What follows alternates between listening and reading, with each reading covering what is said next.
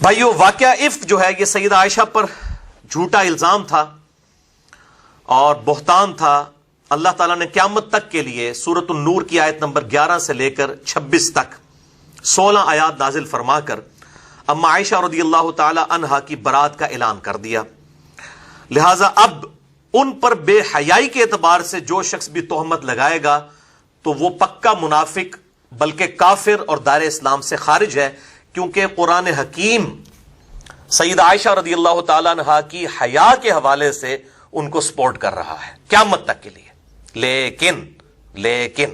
لیکن جہاں تک جنگ جمل کا تعلق ہے اس معاملے میں ان کی وہ اجتہادی خطا ہے، اور انشاءاللہ میں قرآن حکیم کی روشنی میں اور صحیح الاسناد احادیث، جن میں سے اکثر احادیث صحیح بخاری سے ہوں گی اور صحیح مسلم سے، میں انشاءاللہ اس ٹاپک کو کنکلوڈ کروں گا انشاءاللہ۔ بہرحال ایک بات یہ بھی یاد رکھیے گا کہ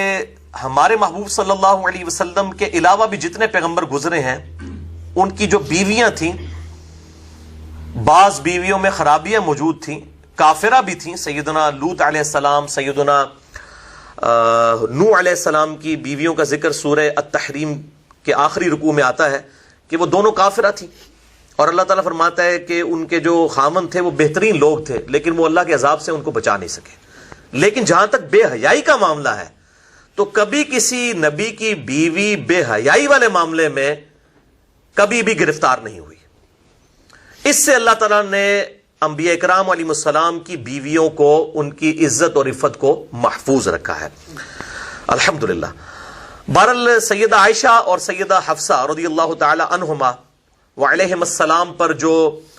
واقعہ ایلا والا ایشو ہے، جو نبی صلی اللہ علیہ وسلم کے ساتھ انہوں نے مس بہیو کیا، اس کانٹیکسٹ میں قرآن حکیم میں بھی آیات نازل ہوئی، سورہ التحریم کے اندر، سورۃ الاحزاب کے اندر، اور بخاری اور مسلم میں کئی احادیث موجود ہیں اس حوالے سے۔ وہ والا جو میرے بھائیوں معاملہ ہے وہ ایک ڈیٹیل طرف معاملہ ہے۔ آپ صلی اللہ علیہ وسلم ایک مہینے کے لیے ناراض ہو گئے، اس کے کانٹیکسٹ میں نے آلریڈی ایک لیکچر ریکارڈ کروا دیا ہے، مسئلہ نمبر 105، جنید جمشید پہ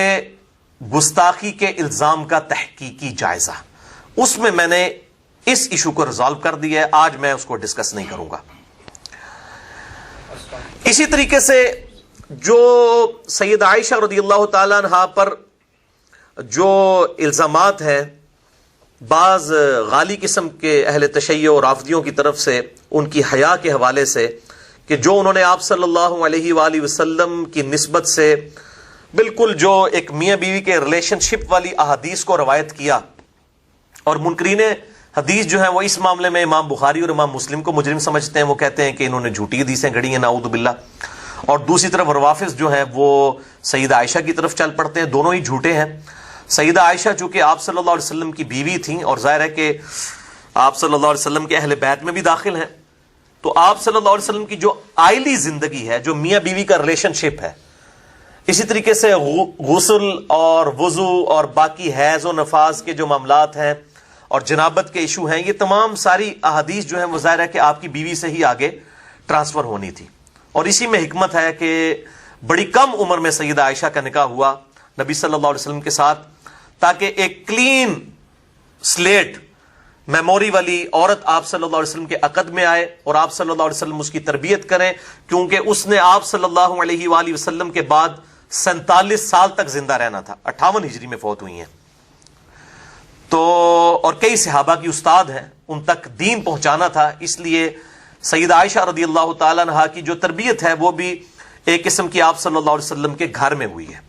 کیونکہ بالکل چھوٹی عمر کے اندر، 9 سال کی عمر کے اندر، بخاری اور مسلم دونوں میں احادیث موجود ہیں، اور اس حوالے سے جو غامدی صاحب اور چند کچھ اور لوگ جو ہیں اس معاملے میں اس کو 9 کو 19 بنانے کی کوشش کر رہے ہیں، تو وہ جو کوشش کر رہے ہیں غیر مسلم تو پھر بھی خوش نہیں ہوں گے، کیونکہ وہ تو پھر بھی کہیں گے کہ ایک ایسا شخص جس کی عمر جو ہے وہ 52 سال ہے، اس کے ساتھ 19 سال کی لڑکی کی شادی بھی صحیح نہیں ہے، جب تک آپ اس 19 کو 49 تک نہیں لے جاتے نا تو غیر مسلم نہیں خوش ہوں گے۔ لہذا یہ ایفرٹ جو ہے وہ بالکل فضول ایفرٹ ہے، اس کی بجائے اس کو آپ صلی اللہ علیہ وسلم کی خصوصیت سمجھیں۔ ظاہر ہے کہ وہ بالغہ والا معاملہ تو تھا، کم عمر اس لیے کہ تاکہ آپ صلی اللہ علیہ وسلم کی آئلی زندگی آگے ٹرانسفر ہو سکے،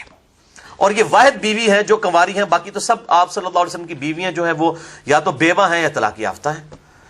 اور بخاری اور مسلم کی متفق علیہ حدیث ہے کہ آپ صلی اللہ علیہ وآلہ وسلم فرماتے ہیں کہ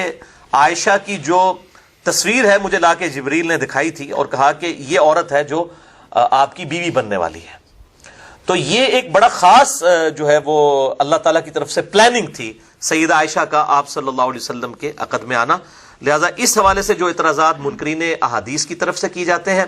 کہ یہ بخاری اور مسلم کی حدیثیں فراڈ ہیں، وہ بھی غلط ہیں. اور اسی قسم کے اعتراضات جو غالی رافضیوں کی طرف سے کیے جاتے ہیں کہ وہ سیدہ عائشہ کی حرمت کے اوپر حملہ کرتے ہیں، خصوصاً آج کل ایک مشہور عرب کے اسکالر ہیں یاسر الحبیب، جن کو اہل تشیع کے علماء نے خود جو ہے رافضی ڈکلیئر کر دیا اور گمراہ، کیونکہ وہ امام خمینی کو بھی کافر کہتے ہیں اور عجیب و غریب قسم کے معاملات کرتے ہیں. اب ان کا میں رد ظاہر ہے اردو میں تو نہیں کر سکتا، ظاہر ہے کہ وہ اس کے لیے تو عربی میں کرنا پڑے گا، وہ عربی میں کر رہے ہیں سارے معاملات، لیکن چونکہ ان کے ویڈیوز آج کل عام ہیں تو میں اس حوالے سے کلیئر کر دوں. اور دوسری طرف جو سلفی ہیں وہ ان کی ویڈیوز کا رد کر رہے ہیں،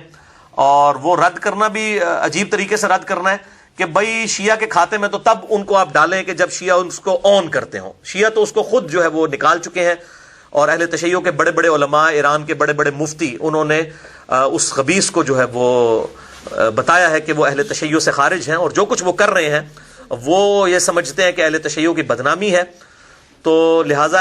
ان کے معاملات کو اہل تشیع پہ تھوپنا یہ ہم اہل سنت کی طرف سے زیادتی ہوگی. یہ بالکل اس طرح کی زیادتی ہے